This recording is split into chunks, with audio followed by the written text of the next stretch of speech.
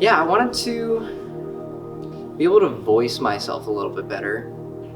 And I write music and stuff, so it was kind of honestly a really bad day at work. And I was like, you know what? I'm just gonna go write a story. It sounds like a really good time to just go experience this with other people. And during that, also had a class. It was really annoying, and it kind of like made me feel like my voice wasn't being acknowledged. So it was kind of like it was hard for me to feel like I had a lot of impact with my voice. And I came here, and yeah, it was like the first night. People were automatically saying, like, "Oh, that's really good." Like, "Oh, that's a really good connection." And like, it was like my poetic mind really understood. Let me start off telling y'all a little something about magpies.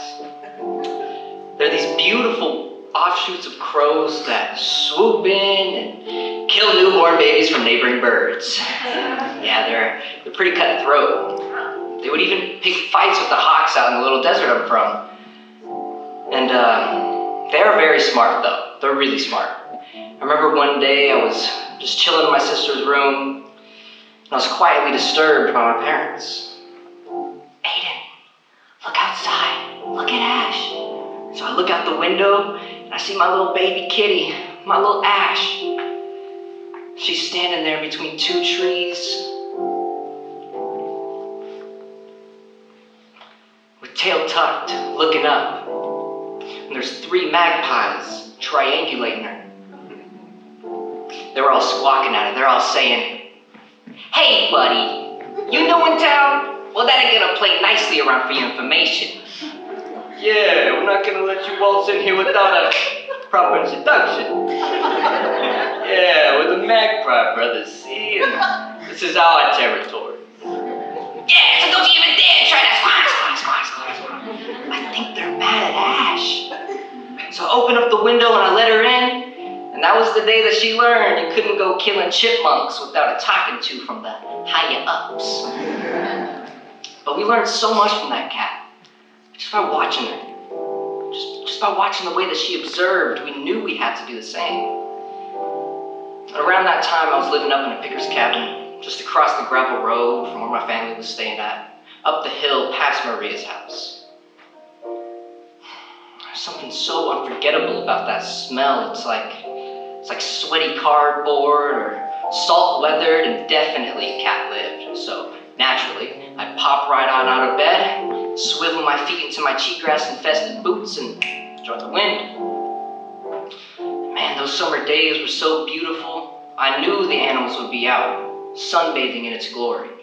So I went out to my secret spot.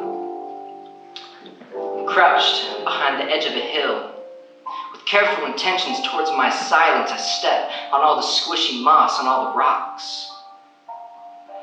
I take a deep breath before raising my head above the hill, holding in my excitement to see these marmots. They're like these rodents that look like beavers, but they were never meant to touch the water. An afro and two peepers pop up, and all the marmots' tails are the last things I get a glimpse of. Y'all look quick! I chuckle it off like every other time and hop on over to where my family was staying. Give my mama a hug, say what's up to my pops, and go on inside my little sister's bedroom. She's all, what took you so long? But those days, interacting with the marmots, spending time with my family, it always made me feel like I was part of an even bigger family. You know, I felt that way with the hills up there. And they were fashioned so finely with those straight line fields that accentuated their curves in the sexiest ways.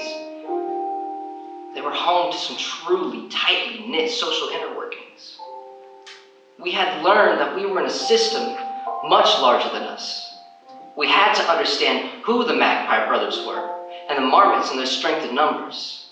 Even the sagebrush and their wind resistance. We had to appreciate the orchards and the farm workers that picked them. We had to listen to the spirit of Cowiche and the land that voiced it.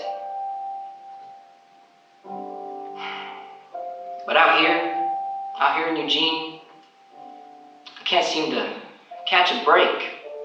I'm searching for these connections that I lived with in Kawichi.